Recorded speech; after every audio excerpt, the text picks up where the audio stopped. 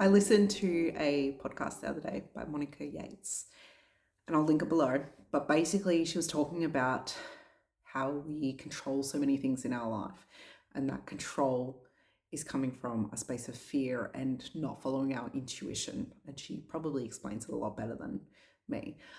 But what I got from it was how disconnected I've become from my intuition and how much I try to control everything in life. And you become a freak about like the towel on the floor because that's the one thing that you can control, rather than trusting your own intuition. Because when you come to a space of trusting your own intuition, with that, there is no control. Because when you get an intuitive nudge, you don't see the whole picture. You kind of just get drip fed bits and pieces. So it's like you'll have an idea, pops into your head, and you don't see the end result and you don't know how it's going to work out. But it's just a feeling that you have like in your soul that you're like, ooh, this is a good idea. This is a thing that I want to do. But with that comes a whole level of trust that you just have to lean into, because you don't have that whole picture. And so it's scary, and we disconnect from it, and we outsource our decision making and our life paths, and we ask everyone else what to do because we're scared to trust ourselves, and we're scared to take that leap of faith within our own guidance. And we seek out mentors and psychics and other practitioners to tell us the answers and give us the answers.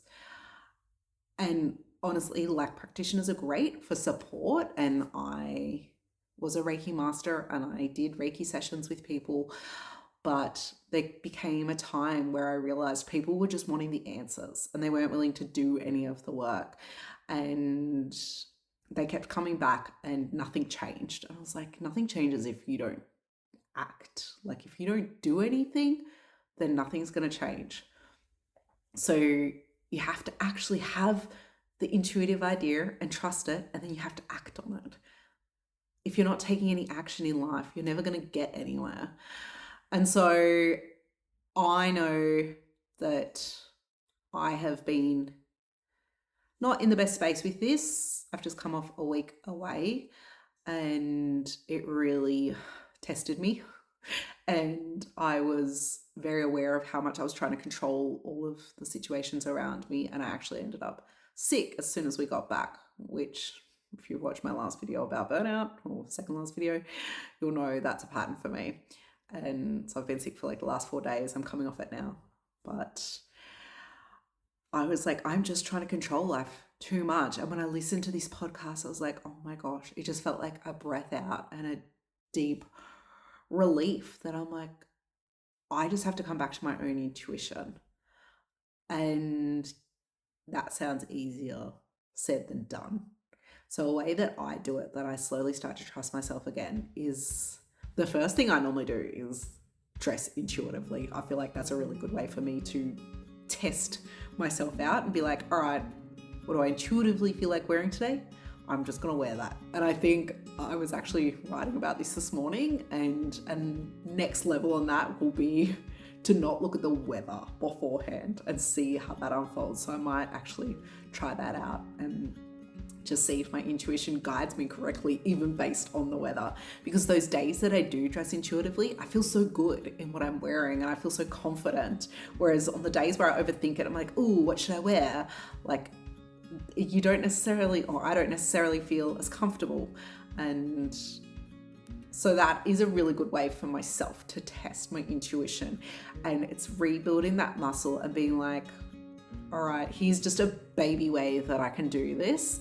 And then, okay, it's worked out. The world hasn't fallen apart. I can trust this a bit more.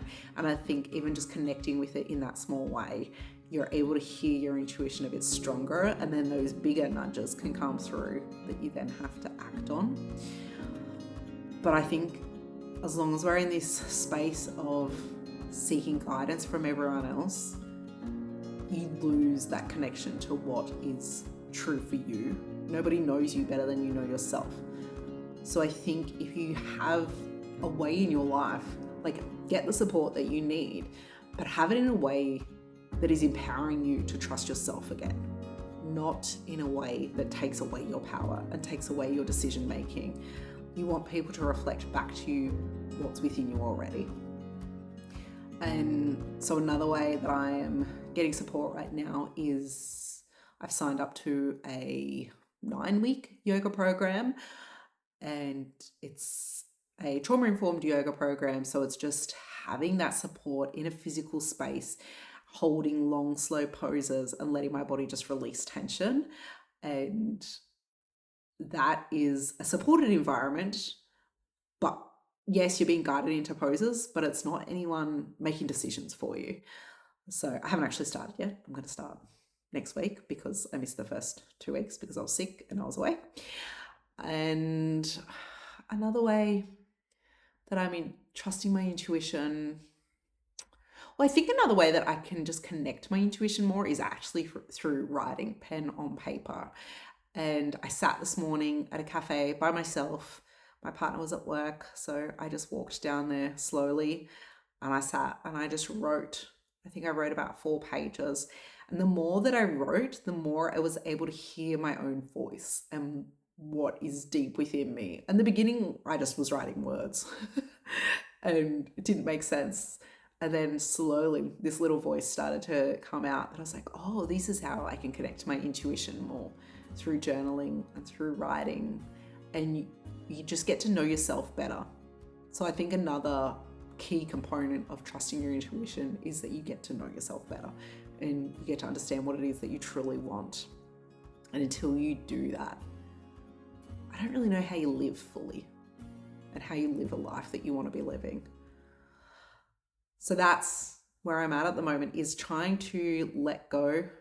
I don't like the word trying because it feels like you're never going to achieve it. So I am letting go of that level of control and allowing other people in my life to step up, because I've always been the one that kind of takes the lead on everything.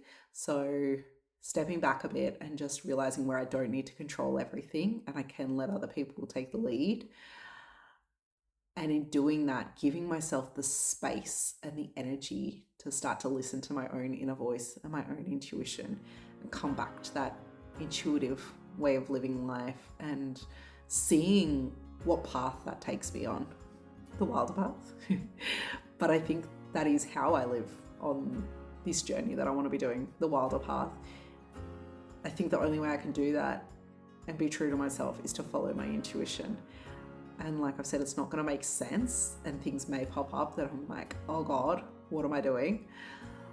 But I have to trust it more because I'm never going to get ahead and I'm never going to, not necessarily get where I want to get because I don't know what that is, but things aren't going to move if I don't actually trust my intuition and take action.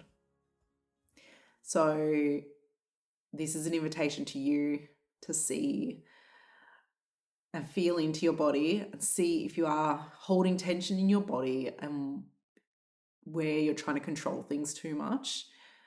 And if you were to let go of it and actually trust yourself a bit more and your own intuition, how your life could look differently. And it will be scary.